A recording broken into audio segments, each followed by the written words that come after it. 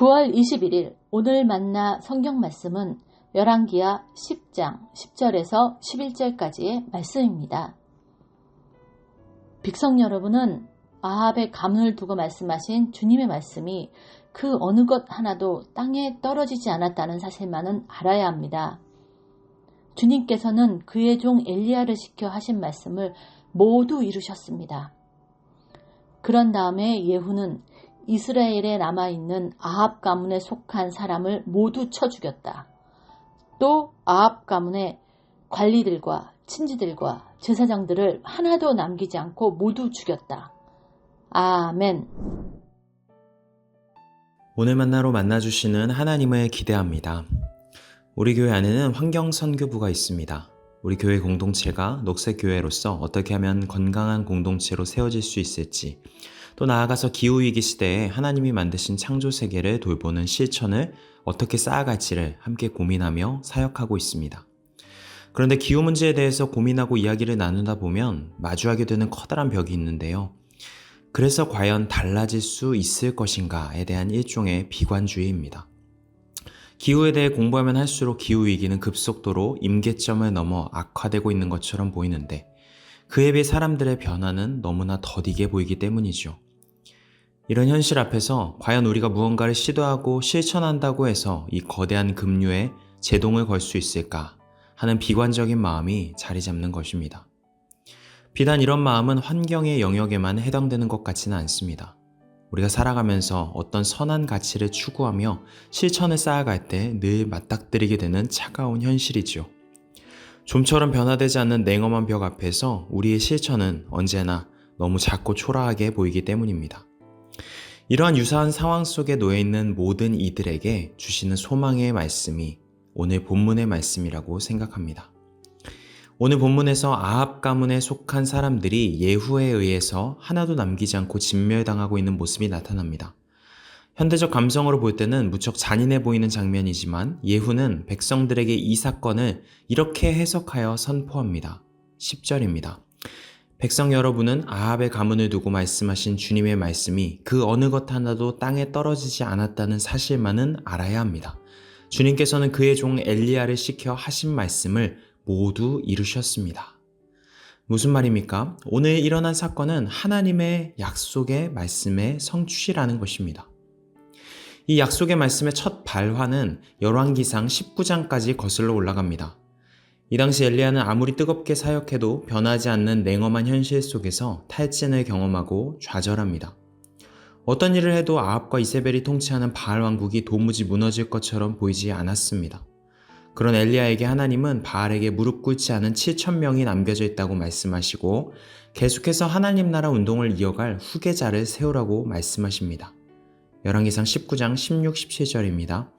님시의 아들 예후에게 기름을 부어서 이스라엘의 왕으로 세워라.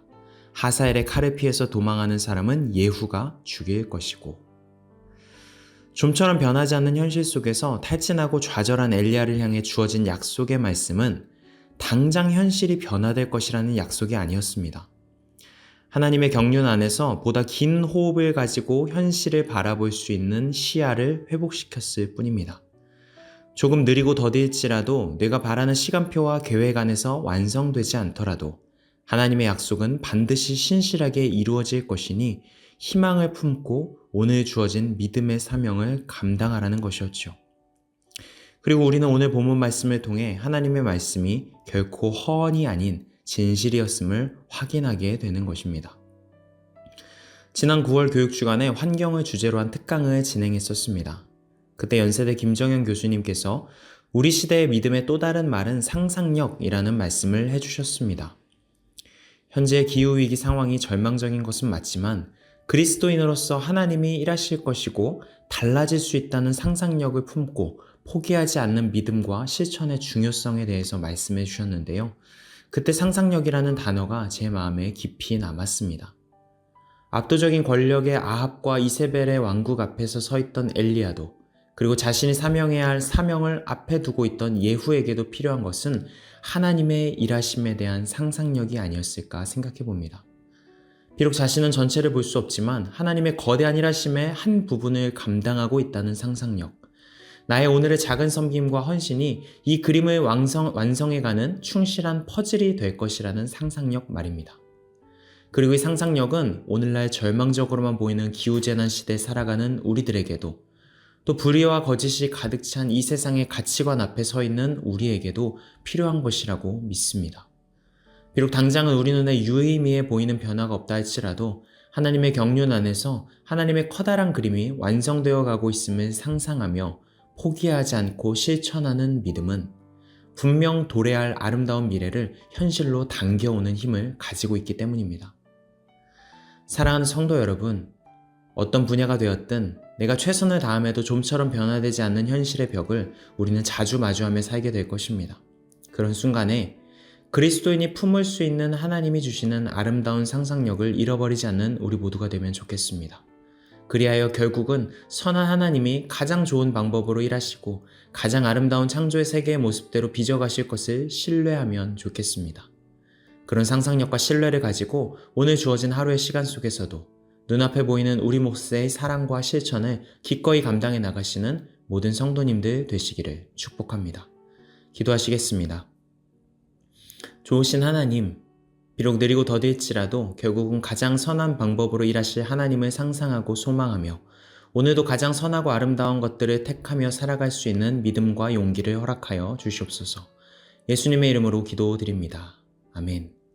이제 두 가지 기도 제목으로 함께 기도합니다. 첫 번째로 오늘의 말씀을 따라 기도하겠습니다. 하나님이 주시는 상상력을 품고 현실의 무기 앞에 포기하지 않고 소망으로 살아가도록 인도하옵소서. 두 번째로 내일의 예배를 위해 기도하겠습니다. 내일 주일 예배를 통해 냉엄한 현실 속에 마음이 흔들리고 발걸음이 흔들린 모든 성도님들의 거룩한 상상력이 회복되고 몸과 마음에 새 힘을 얻게 하옵소서. 이 제목으로 기도하신 후에 개인 기도로 나아가시겠습니다.